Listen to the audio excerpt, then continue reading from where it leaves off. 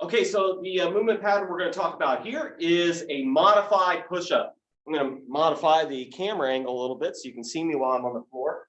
So the biggest thing about a push-up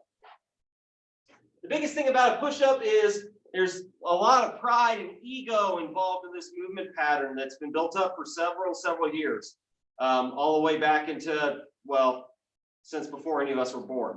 Push-up has this thought process around it. It has to be done a certain way for certain people. So FYI, like, you know, it might be the thought process that women have to do a specific type of push-up. That is not the case. I call this a modified push-up, and I have used it with men and women.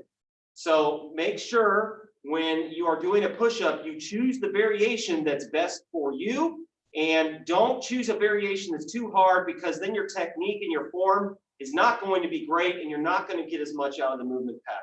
I'm going to move the camera even more, just a little bit, so you can see what I'm doing.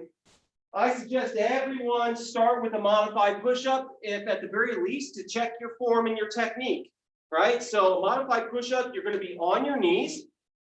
I'm going to show you from the side how it looks. So I'm going to walk out a little bit. I'm going to check the placement of my hands. I don't want them to be too wide. I don't want them to be too narrow. So just a little bit outside shoulder width is good. Don't get a curved back. You want to make sure your abs are turned on. I'm going to walk my knees back a little bit, and you're going to see that I'm going to take my entire body down with me and push back up. You'll also see that I'm trying to achieve more of an arrow look with my elbows instead of a T, right? So I don't want my elbows to flare out like this. I want to keep them more at a 45-degree angle from my body, not in tight, but not flared out, just in between.